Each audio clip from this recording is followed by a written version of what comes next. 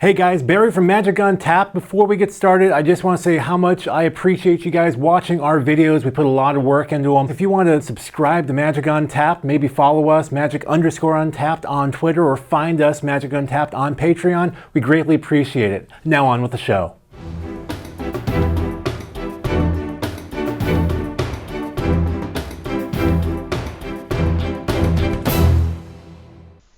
In June of 1996, a full year after the release of Ice Age, what was then the third and final set in what would come to be known as the Ice Age block was released. Dubbed Alliances, the 199 card set showcased a thawing Dominaria after the Planeswalker Freyalise cast her World spell to break the Ice Age and return the plane's original climate. As the land grew warmer, conflicts began to erupt.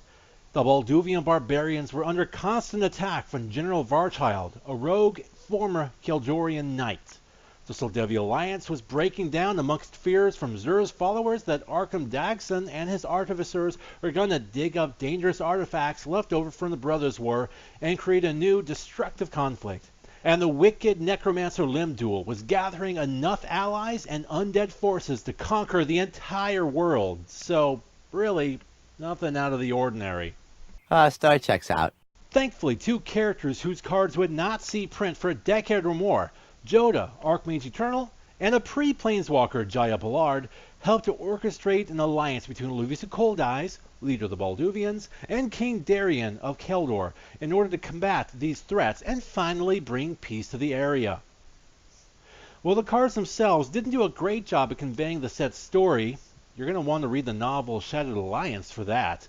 They did carry over a lot of theming and familiar names from Ice Age, with cards like Keldorn Outpost, Balduvian Horde, once the most expensive card in the set, and Limdul's High Guard.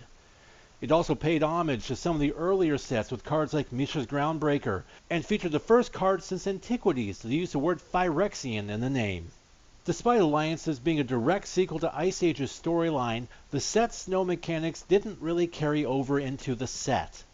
In fact, only 4 cards in the entire set even make mention of it: Gargantuan Gorilla, Storm Elemental, Viscera Drone, and Winter's Night, all 4 of which were added to the set by development. Because of that, there is little mechanically tying the two sets together, save for cantrips and cumulative upkeep. In hindsight, this would prove to be a bit of a mistake by Wizards of the Coast, as would be highlighted slightly more than a decade later. The set did bring something new to the table, however, in the form of pitch cards. These were a cycle of spells that allowed players to play them essentially for free, so long as an alternative condition was met. The concept would prove quite popular among players. I like it a lot.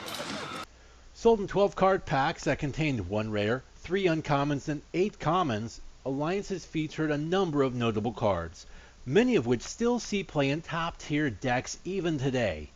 That includes Lake of the Dead, Elvish Spirit Guide, and Force of Will.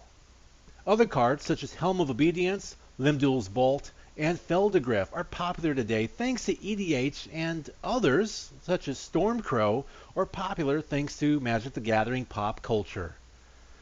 The set also featured a handful of other cards that, while not so popular these days, were considered quite strong back in the day.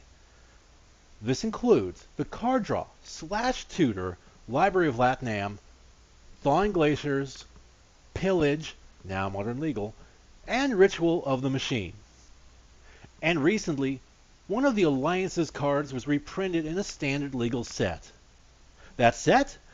Dominaria. And that card? Aether Glider.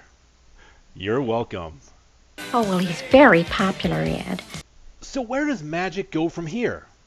Let's say that things are really about to heat up. But that's for another video. Is Alliances one of your favorite Magic the Gathering sets? If so, tell us in the comments below. And be sure to follow Magic Untapped on YouTube and support us on Patreon for more great Magic the Gathering content.